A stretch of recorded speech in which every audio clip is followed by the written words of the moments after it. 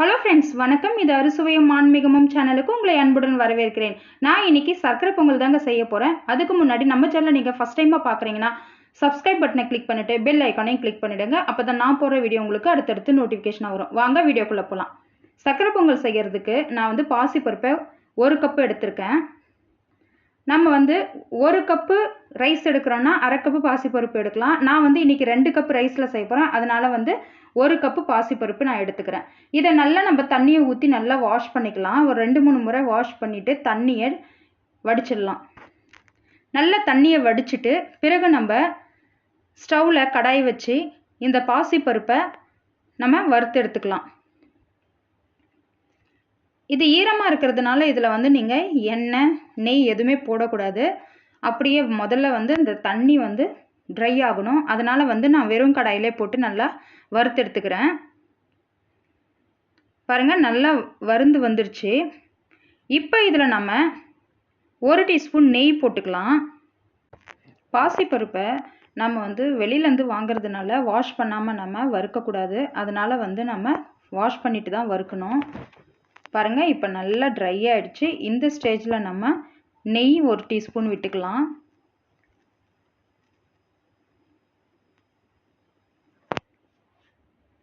இது நல்லா பாருங்கள், இந்த நெய் போட்டு நம்ம இதை வறுத்து எடுத்துக்கலாம். நம்ம இப்போது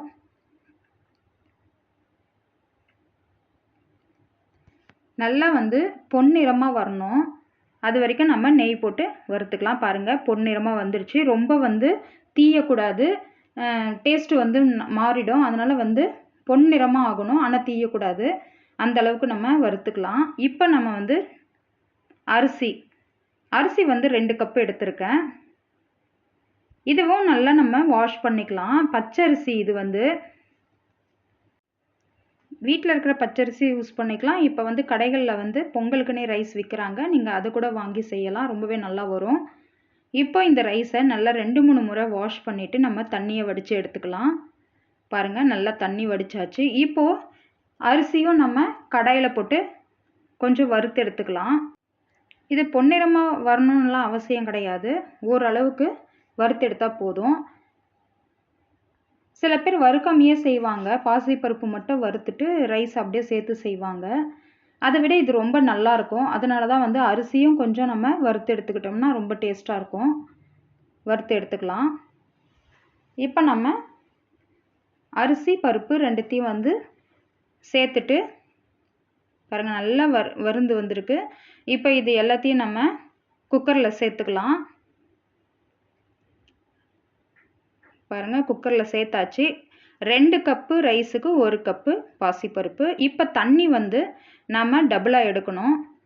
1 கப்பு ரைஸுக்கு நம்ம 4 கப்பு தண்ணி, 1 கப்பு பால் ஊற்றிக்கலான்னு நீங்கள் 5 கப்பு தண்ணி ஊற்றிக்கலாம். அந்த மாதிரி 2 கப்புக்கு நான் 8 கப்பு தண்ணி, 2 கப்பு பால் ஊற்றிருக்கேன். 2 கப்பு பால் ஊற்றிக்கலாம். 8 கப்பு தண்ணி விட்டுருக்கேன் நான். இப்போ 2 கப்பு பால் ஊற்றியாச்சு. இப்போ நல்லா கலந்து விட்டுக்கலாம். இப்போ நல்லா கலந்து விட்டுட்டு நம்ம குக்கரை மூடி வச்சிடலாம். ஸ்டவ்வில் வச்சுட்டு குக்கரை மூடி நான் ஒரு 3லேருந்து 4 விசில் விட்டுக்கலாம். நம்ம போதுமான அளவுக்கு அதுவே குழஞ்சிரும் நல்லா. இப்போ இந்த விசில் வர கேப்பில் நான் என்ன பண்ணுறேன்னா, இன்னொரு ஸ்டவ்வில் பேனை வச்சு கொஞ்சம் நெய், அதாவது ஒரு 3 டேபிள் ஸ்பூன் நெய் விட்டுக்கோங்க. இதில் முந்திரி பருப்பு போட்டுக்கலாம். நான் ஒரு 20 முந்திரி பருப்பு இருக்கும். கூடவே நம்ம திராட்சையும் போட்டுக்கலாம். உங்களுக்கு எவ்வளோ தேவையோ அவ்வளோ போட்டுக்கலாம் நீங்கள் முந்திரி திராட்சை. பாருங்கள், இந்த திராட்சை பலூன் அளவுக்கு வரும். முந்திரியும் லைட்டாக கோல்டன் ப்ரௌன் வரணும், தீஞ்சிடக்கூடாது. அவ்வளோதாங்க. இதை நம்ம எடுத்து தனியாக வச்சுக்கலாம். இப்போ நம்ம வெல்லத்தை பொடி பண்ணியிருக்கேன் நான். இது நம்ம 1 கப்பு ரைஸுக்கு 2 கப்பு வெல்லம் எடுப்போம். நான் 2 கப்பு ரைஸுக்கு 4 கப்பு வெல்லம் எடுத்திருக்கேன். அதாவது கிட்டத்தட்ட 1 கிலோ வந்திருக்கு இது. இப்போ இதை நம்ம ஸ்டவ்வில் ஒரு பாத்திரத்தில் ஒரு 1 கப்புக்கு 1 கப்பு தண்ணி ஊற்றலாம். அந்த மாதிரி நான் 4 கப்பு வெல்லத்துக்கு ஒரு 2 கப்பு தண்ணி ஊற்றிருக்கேன். ஊற்றி நல்லா மெல்ட் பண்ணி இந்த மாதிரி நம்ம வடிகட்டி எடுத்துக்கலாம்.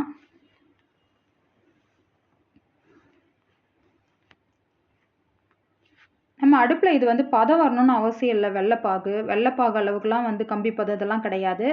அது வந்து உருகி மெல்ட் ஆகி நீங்கள் பவுடர் வெல்லமாக இருந்தால் இந்த மாதிரி காய்ச்சி ஊற்றவே தேவை கிடையாது. நீங்கள் அப்படியே கலந்துக்கலாம். இது வந்து கட்டி வெல்லம்ன்றதுனால இதில் நிறைய வந்து அழுக்கெல்லாம் இருக்கும். ஏதாவது வந்து உள்ளே ஏதாவது பூச்சி அந்த மாதிரி ஏதாச்சும் குச்சி அந்த மாதிரிலாம் இருக்கும். அதெல்லாம் வந்து எடுக்கிறதுக்காக தான் நம்ம மெல்ட் பண்ணியே நம்ம வந்து வடிகட்டி எடுக்கிறோம். இப்போ பாருங்கள், குக்கரை ஓப்பன் பண்ணிட்டேன். சாதம் சூப்பராக வெந்திருக்குது. பொங்கல், பருப்பு, அரிசி நல்லா வெந்திருக்கு. நல்லா வெந்திருக்கு பாருங்கள், நல்லா குழைய வெந்திருக்கு.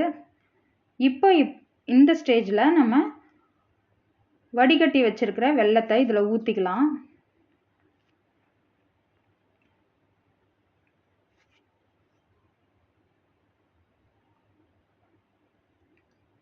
நல்லா ஃபுல்லாக ஊற்றிட்டு இப்போ நல்லா கலரி விடுங்க. நல்லா தலான்னு இருக்கும். நல்லா கலரி விட்டுக்கோங்க. நல்லா அடுப்பில் வச்சே நீங்கள் கலருங்க. அடுப்பு ஆனில் இருக்கட்டும்.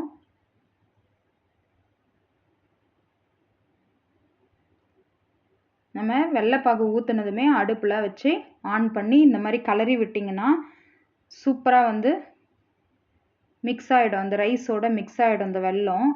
அப்போ தான் டேஸ்ட்டாக இருக்கும். இல்லைனா வந்து ரைஸோட டேஸ்ட்டு தனியாக வெல்லம் தனியாக தெரியும்.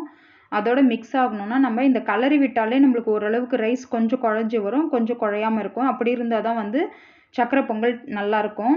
இப்போ நான் வந்து ஸ்மெல்லுக்காக நான் வந்து ஏலக்காய் பொடி போடுறேன். ஏலக்காய் பொடி கிட்டத்தட்ட ஒரு 2 டீஸ்பூன் இருக்கும் நான் போட்டது. பாருங்கள், நல்லா தலான்னு கொதிக்குது. இப்போ இந்த ஸ்டேஜில் நம்ம வறுத்து வச்ச முந்திரி திராட்சையை போட்டுக்கலாம்.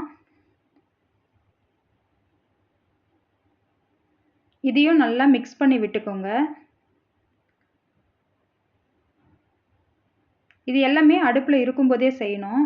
அப்போ தான் வந்து உங்களுக்கு எல்லாம் மிக்ஸ் ஆகும். அப்போ தான் வந்து ஒன்றோட ஒன்று மிக்ஸ் ஆகி அந்த டேஸ்ட் கொடுக்கும். இப்போ இதில் வந்து நான் நெய் சேர்க்குறேன். நெய் வந்து நான் வந்து ஒரு 8 டேபிள் ஸ்பூன் நெய் சேர்க்குறேன் நான்.